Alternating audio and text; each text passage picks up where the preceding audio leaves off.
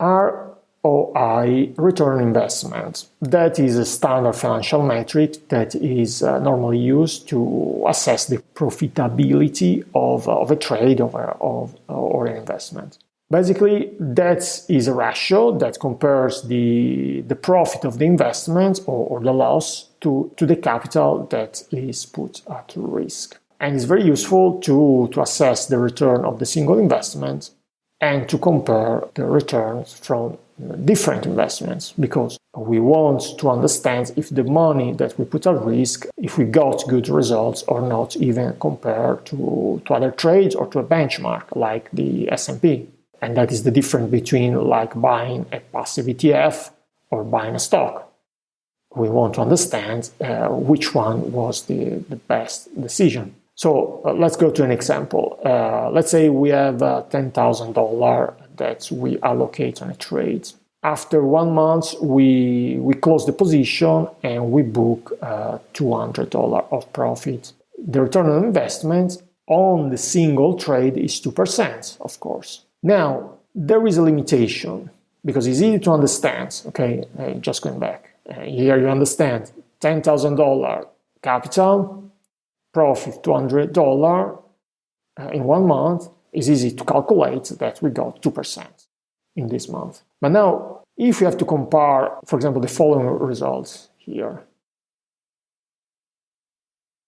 these 3 results, and decide which is the better investment.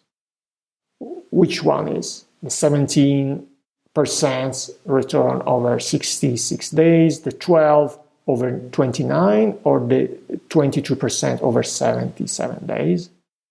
That's difficult because we are introducing the trade duration. So the single element of the return on investment is not really enough. That is confusing. So this is why we have to introduce the ROI, that is annualized return on investments, and then this is the projected return over an investment during 1 year, assuming a constant rate of return. And then can be either used to anticipate the performance of a position. So you can calculate these before placing a trade and understand if that makes sense to you. And that for a position or to a trading strategy in general.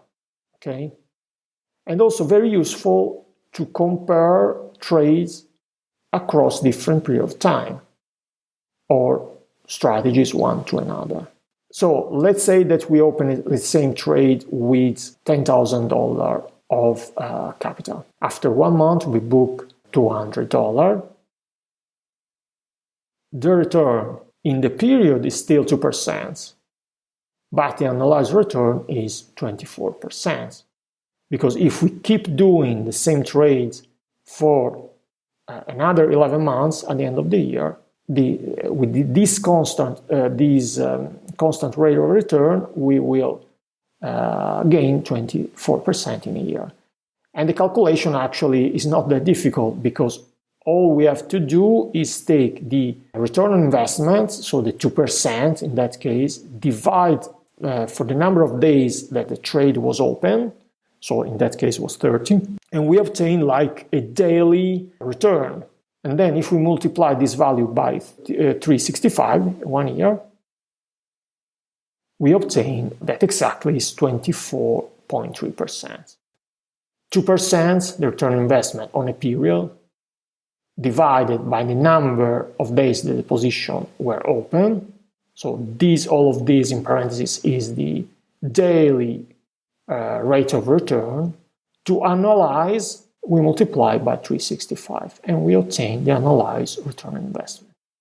And now you can understand that it's way easier to calculate all of this because the annualized return on investment, we are analyzing these different trades with different duration. And now we know that extending all of this for 1 year, we could have had 94, 151, and 109.